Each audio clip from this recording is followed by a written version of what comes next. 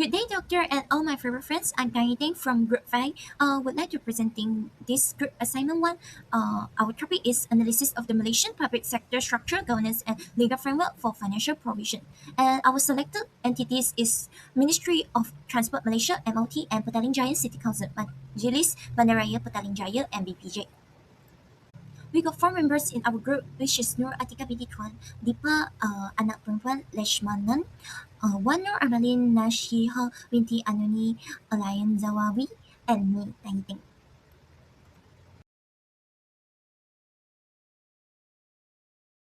Before we begin, let me introduce the two entities selected for our analysis. Today, we will focus on two important entities in Malaysia public sector, which is the Ministry of Transport Malaysia (MOT) and the Petaling Jaya City Council (MBPJ). Together, they represent the national and local levels of governance in transportation and urban management. The Ministry of Transport was officially established in 1953 after Transport Function Work Group under one administration. Over the years, its name changed several times, but in 1978, it returned to its current title. Since then, MOT has overseen railways, ports, aviation and road transport in an integrated manner. MOT vision is to spearhead the transformation of an efficient and safe transport system, while its mission emphasizes technology as a driver of national development. Its functions include policy making, infrastructure management, law enforcement and safety regulation. Objective focus on compliance, competitiveness, sustainability and international cooperation. The motto is Sustainable Transport, Harbour to Nation Development. Petaling Jaya was first developed in the 1950s to reduce congestion in Kuala Lumpur. In 1954, administration shifted to the Petaling Jaya Authority. By 1977, it became the Municipal Council, and in 2006, it achieved City Council status. Today, MBPJ governs a major urban centre with over 800,000 residents. MBPJ vision is to empower city services through effective governance and smart technology, with the mission of building a sustainable, smart and resilient Petaling Jaya by 2030. Its principles include professionalism, identity, quality, innovation, technology and accountability. Function range from urban planning and infrastructure maintenance to municipal services, law enforcement, licensing and transport management. Its motto is friendly, fast, accurate. Quality is our priority. Next, analyze the roles, structure, and components of the selected entities. Now, let us look into the roles, structure, and components for Ministry of Transport Malaysia (MOT). The first role is policy maker. They formulate and implement transport policies and strategies for land, maritime, aviation, and logistics sectors. Second is regulator. Regulates and enforces transport standards and compliance requirements. Third is planner and developer. Plans and oversees transport infrastructure developments such as rails, ports, and airports. Fourth is system integrator, ensures an efficient, safe, and integrated national transport system. Fifth is economic facilitator, supports national economic competitiveness through an effective transport and logistics systems. Sixth is connectivity enhancer, strengthens multimodal transportation connectivity across sectors. As you can see, this is the organizational structure for Ministry of Transport Malaysia. Now, let's look into the components of Malaysia's public transportation system, which are divided into several categories. First, the federal departments and regulatory bodies such as the Malaysia Marine Department, Road Transport Department, and Land Public Transport Agencies are responsible for policies, regulations, and overall management of transportation. Next, research and safety institutions like CAAM, MIROS, and MIMA focus on improving safety standards and conducting studies to enhance the system. In addition, commercial vehicle licensing boards in Sabah and Sarawak ensure that transport operators follow proper regulations. The port authorities including Port Klang, Johor, Kuantan and others manage and oversee port operations across the country. Furthermore, rail and transport operators such as KTMB, Prasarana, MRT Corporation and Malaysia Airports are responsible for providing actual transportation services to the public. Lastly, other transport-related bodies like Railway Assets Corporations and PNI supports the system through asset management and insurance services. Overall, all these components work together to ensure an efficient, safe and well-organized public transportation system in Malaysia. For the top management, we have YB Lok Siew Fok as the Minister of Transport Malaysia and YB Datuk Haji Hasbi bin Haji Habibullah as the Deputy Minister of Transport Malaysia. Now, let me explain the internal divisions and units inside Ministry of Transport. First, the Finance and Development Divisions. Procurement and Finance handles budgets and purchasing. Account Division manages financial records. Development Divisions plan infrastructure projects like new rail lines. Second, the sector-specific divisions. Aviation Division oversees airports and airlines. Maritime Division handles ports and shippings. Land Division manages roads, rail, and public buses. Third, the strategic and support divisions. Strategic planning handles long-term policy and international ties. Human resources manages ministry staffs. Management services provides admin support. Digital technology handles IT systems and data. Fourth, the specialized units. Internal audits checks compliance. Corporate communications handles media. Integrity units fights corruptions. Legal advisors office provides legal advice. The Air Accident Investigation Bureau probes plane crashes. And the National Logistics Centers coordinate the country's supply chain. Together, these divisions and units ensures MOT runs smoothly from the inside while actional agencies manage frontline transport services.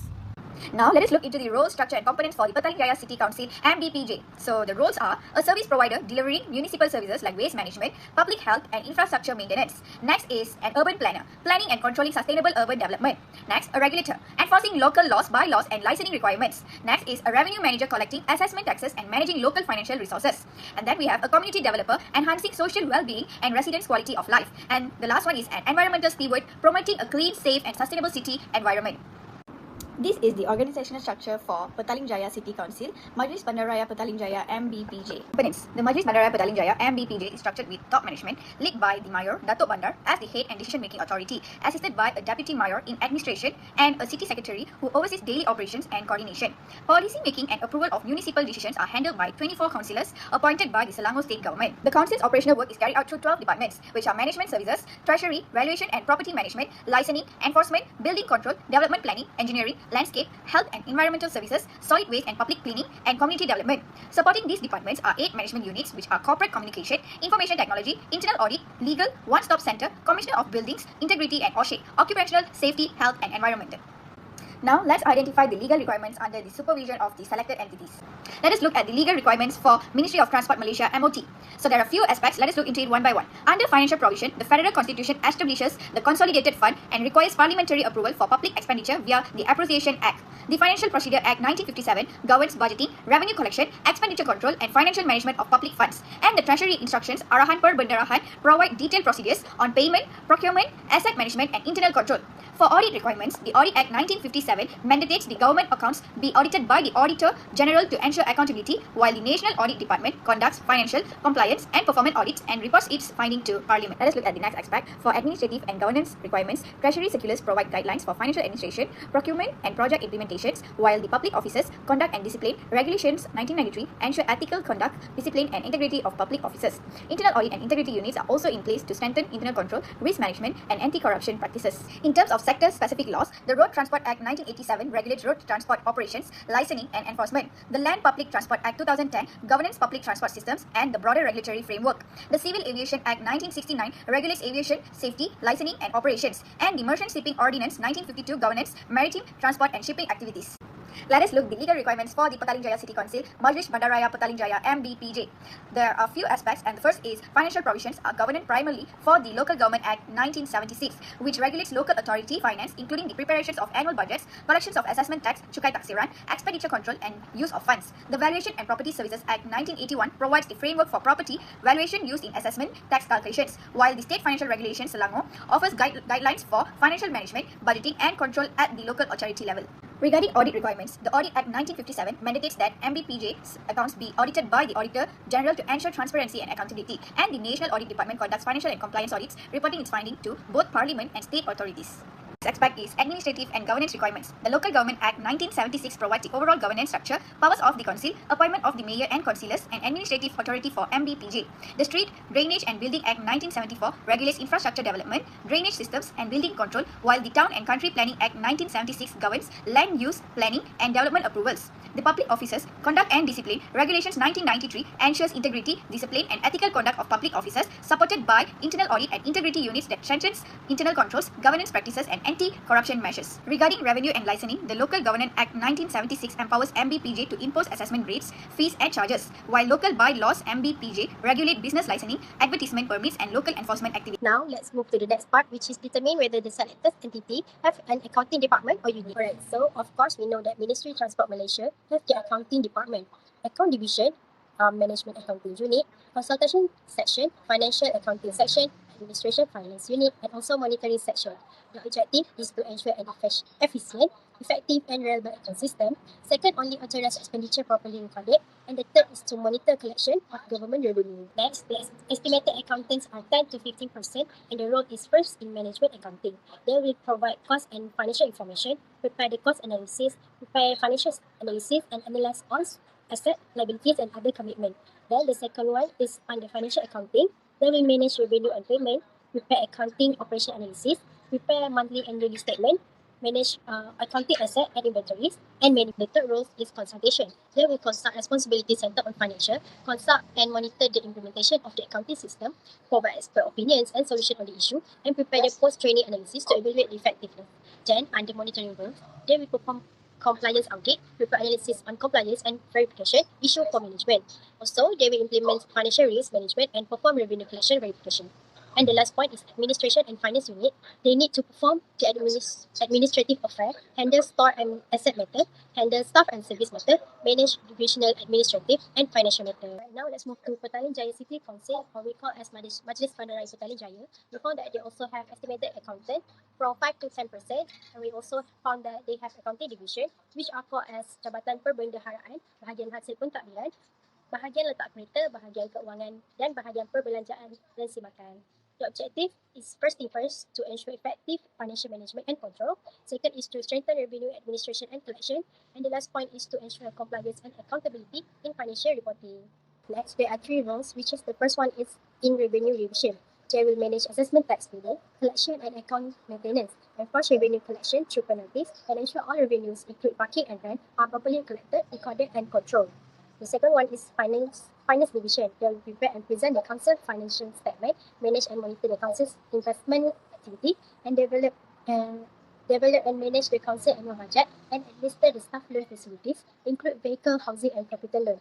And the last but not least, on the expenditure division, they will manage and payroll statutory contributions such as EPF and LHDN. They also process and control payment within approved budget allocation. Now we move into governance and accountability. Governance refers to the structure, rules, and process that guide how this entity operates. Stewardship means managing resources responsibly to serve the public interest. Accountability ensures that both MOT and MBPJ remain answerable to the people and the government. In the next slide, we will see how these principles are applied in practice. MOT operate under law such as the Transport Act 1987 and the Financial Procedure Act 1957, supported by audit and risk management to ensure transparency. MBPJ function under the Local Government Act 1976 with governance led by the Mayor, Council Member, Administrative Departments, and an Audit and Integrity Department. MOT demonstrates stewardship by managing public funds for national transport infrastructure, ensuring efficiency and long-term value. MBPJ shows stewardship by maintaining local roads, drainage, and public facility, while planning urban development for community benefit. MOT ensures accountability through transparent procurement, financial system, integrated unit, and internal audits. MBPJ practices financial accountability with transparent budgeting, compliance audit, and adherence to anti-corruption laws and risk management framework. MOT promotes accessibility through subsidy and unlimited travel pass, enhance road safety with the Malaysia Road Safety Plan, support environmental sustainability through ESG initiative, and engage the public via feedback channel to improve services. MBPJ focus on community development with child-friendly city initiative, community grant for sustainability project, age-friendly program for senior citizens, and digital inclusion training for low-income group to bridge the digital divide. MOT emphasizes sustainability with a target to reduce carbon emission by 45% by 2030, empower Bumiputra participation in the transport sector, and ensure transparency through KPIs and quarterly updates. MBPJ commits to a low-carbon city action plan and zero waste management, aiming to create a cleaner, healthier city. So now let's move to 6.0 based on the 2026 budget, comment on the allocation and evaluate the effectiveness of the program with reference to relevant policy and regulation. For the Ministry of Transport Malaysia, the selected program is the Public Transport Service Upgrade and LRT3 project. This program aims to improve public transport accessibility, reduce traffic congestion, and enhance first mile and last mile connectivity. It also supports green and sustainable transport system in line with the National Transport Policy 2019 until 2030. In terms of implementation, the LRT 3 lines connect Bandar Utama to Johan Setiu and is expected to improve mobility in the Klang Valley. In addition, 310 new buses and demand-responsive transit vans are introduced to improve service coverage, especially in suburban areas. The program also includes a transition toward electric bus to support low-carbon initiatives. The advantages of this program include reduced congestion, improved accessibility, and enhanced efficiency of public transit system.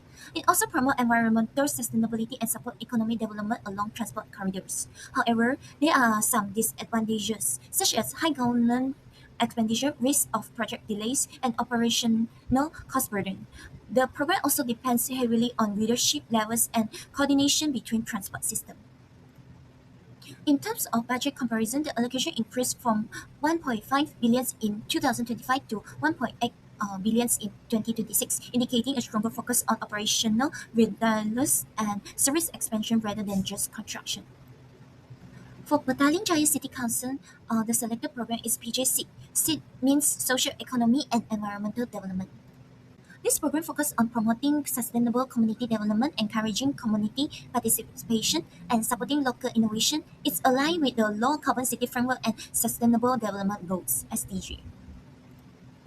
The program provides grant ranging from 5,000 ringgit Malaysia to 50,000 ringgit Malaysia for community projects such as urban farming, environmental awareness, and small-scale infrastructure.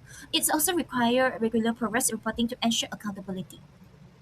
The advantages include strong community engagement, cost-effective governance, and promotion of sustainability through grassroots initiatives. It also encourages innovative and local problem solving. However, the program has limitations such as small funding size, uneven project quality, and challenges in monitoring outcomes. Some projects may also lack long-term sustainability. In terms of budget comparison, the allocation decreased from 7,100 ringgit Malaysia in 2025 to 500,000 ringgit Malaysia in 2026, indicating a shift from expansion to more targeted and optimized project implementation. Okay, let's move on to 7.R discuss the future prospect of the selected entity supported by appropriate evidence. The future prospect of the Ministry of Transport Malaysia focus on strengthening Malaysia's position as a regional transport and logistic hub. Key programs such as the East Coast Rail Link and MRT3 Circle Line aim to improve connectivity, reduce road time, and enhance logistic efficiency. By 2026, these initiatives are expected to support economic growth by facilitating trade, improving mobility, and attracting investment. In addition, the ministry is moving toward integrated and sustainable transport system, including better public transport accessibility and environmental friendly mobility solutions. While the Petaling Jaya City Council focuses on developing Petaling Jaya into a smart, sustainable, and livable city, its future direction includes digitalization of service, environmental management, and continuous improvement of urban infrastructure. By 2026, MBPJ is expected to enhance service efficiency, improve urban sustainability, and strengthen financial management through better revenue collection and resources allocation. This effort contribute to a higher quality of life and support local economic activities. In comparison of MOT and MBPJ, MOT emphasizes national connectivity and economic development, while MBPJ focuses on urban sustainability and local service delivery. This shows how both entities contribute to a different level toward Malaysia's overall development. Next, 8.0 conclusion. In conclusion, both the Ministry of Transport Malaysia and Petaling Jaya City Council demonstrate strong governance and accountability in their respective roles. While MOT focuses on national transport development, MBPJ emphasizes local service delivery and community-based initiatives. Both entities show commitment to sustainability, transparency, and efficient financial management, which are essential for achieving long-term national and urban development goals.